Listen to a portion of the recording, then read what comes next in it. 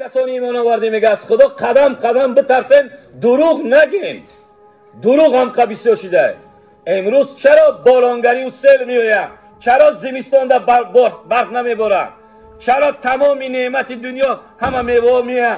مردم اینقدر حرامخور و دروغگو شده که او را حکومت دولت یا ارباب مغازه داره میتش میگه همه مولی ما سودا که در همین کارخانه ما کار که خیانت میکنه برای او، دروغ میگن. بعد خدای تعالی از خیلی دست نداره که بزند، بعد هم خیلی مشکلات میاره. اول برکت میگیره، اول هم خیلی هوا را چی میکنه؟ در خیلی موقعی خیلی هوا بود که سیل چیزی بود.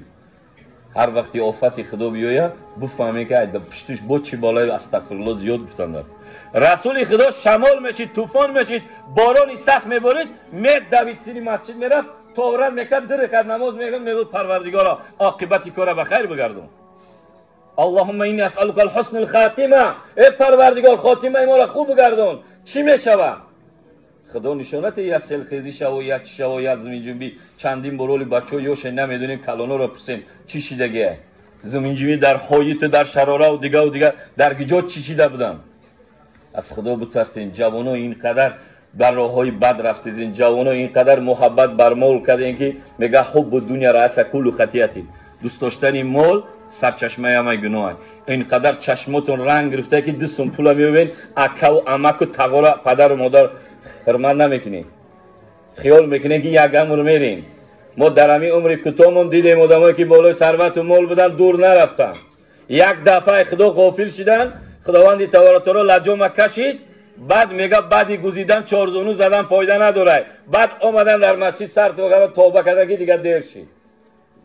آدمای پیش وقتی مولا میدیدن، مول از کلمه مال گرفته میکشید، مولا میدیدن خیلی میفتن خدایا دولت از دو کلمه دو یا دور میرونی و لط میخری، خدایا این مولا دادی، این دولت دادی، آخرش خوب بگذران، لطش خوب بگذران، دورش گذراندیم. لطش چیه؟ زندانه، لطش چیه؟ دولت میزنه فلج میشه، لطش چیه؟ در پیریت خور میشه، بچه‌ها میبرن در دمستریخ میپرتویند.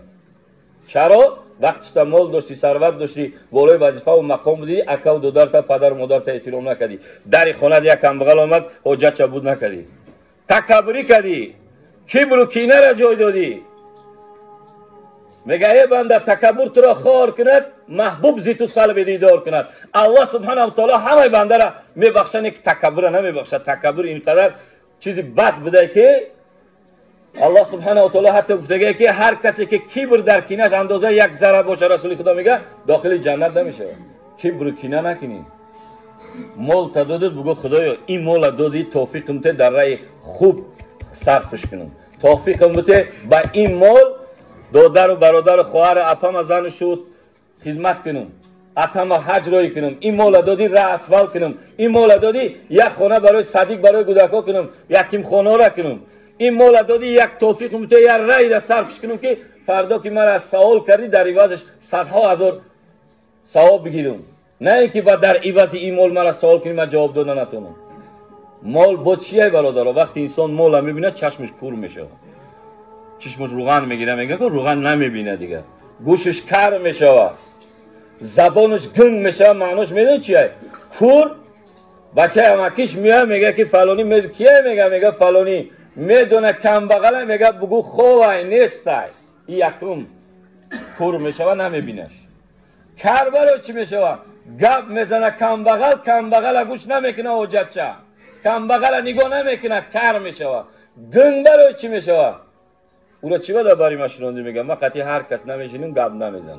دیدی نه خیلیوشه آدمو مشتت میکنن قطعی ما بشینن، آدمو ارزو دارن قطعی ما بشینن. پیغمبر خیلی نبود. پیغمبر که دوست میداری باید از پیغمبر اطاعت کنیم، قولی راست بگین. دروغ همین خیلی بسیار شده که رزق روزی برای چی همه چی از سیر نمیشیم، برکت نمیبینیم، برای دروغ بسیار شده. یصلح لکم اعمالکم، شما عملاتون اصلاح کنین، یغفر لکم ذنوبکم، و گناهاتون هم میبخشم. اطاعت الله و رسول کردین، شما باید کامیاب بشید.